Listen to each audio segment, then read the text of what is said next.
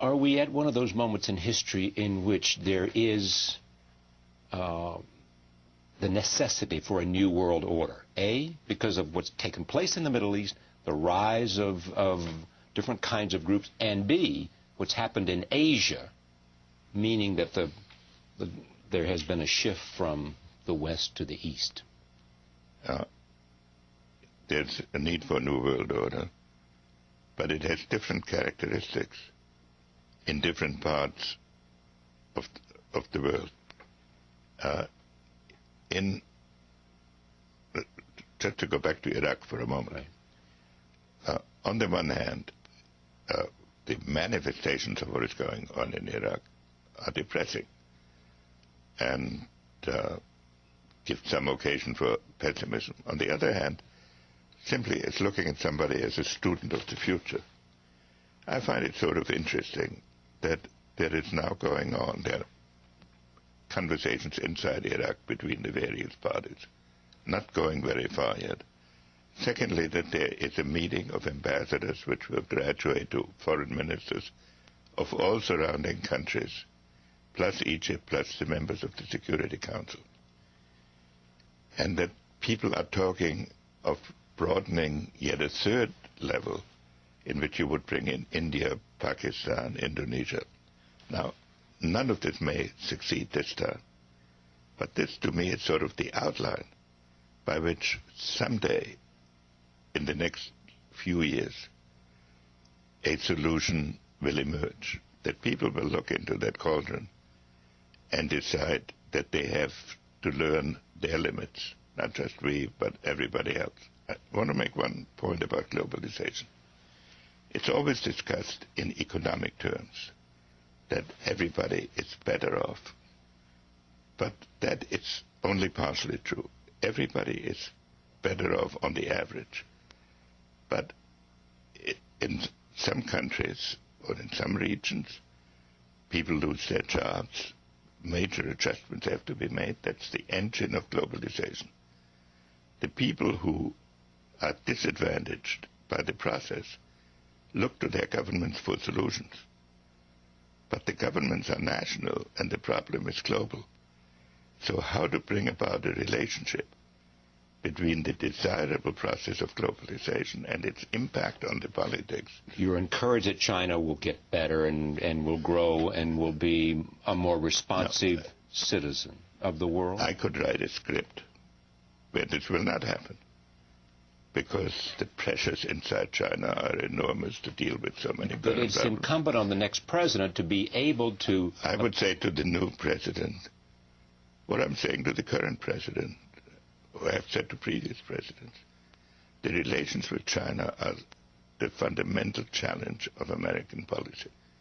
Because if we get that wrong, then much else we may do right.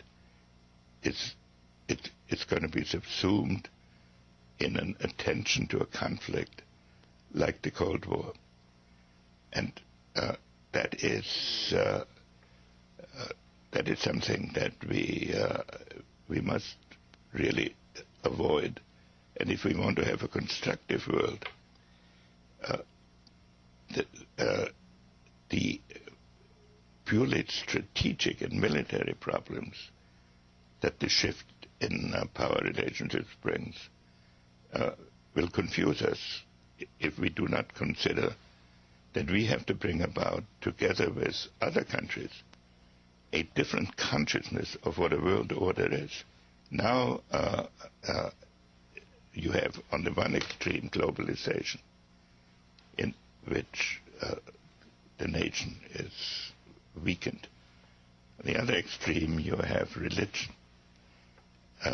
Then in between you still have traditional states. And how you can get an international system in a world that is states and all these other movements, that is bound to produce problems. But I have actually, especially in the last month, developed the thought that yes, we are living in a period of tremendous turmoil now. But I think that at the end of this administration, with all its turmoil, and at the beginning of the next, we might actually witness the creation of a new order, because people looking in the abyss, even in the Islamic world, have to conclude that at some point ordered expectations must return under a different system. But you cannot wake up every morning wondering what horror is going to befall you. And so, yes, we are in a I find it interesting that somebody called a conference of ambassadors in Baghdad of all the surrounding countries, plus the Security Council, and everybody came. And it hasn't broken up. Of course it didn't settle anything yet. And it won't very necessarily quickly. But then they're adjourning to a foreign ministers meeting. Now, it's just the beginning, a very small step on a road which either this administration will have to travel further, or a new administration. Somewhere along the line, something like this must happen. That's an appropriate place to end this conversation and as the beginning of a series of conversations, but it is to recognize that we are at one of those moments. Absolutely. Where there are forces at work, but and that people may be coming to an idea that we're looking at an abyss and need to come back from it, and you see some hope that might be starting. It's also a great opportunity. Thank you for coming. Henry Kissinger, former Secretary of State. We began, as I said, this series of conversations with former secretaries of state, with people from not just the United States, but other countries, talking about this new world order and where we go from here. 1, 2, 3, 4.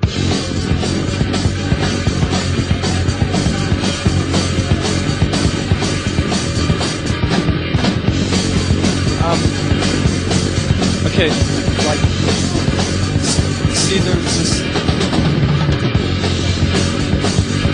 and then, never mind.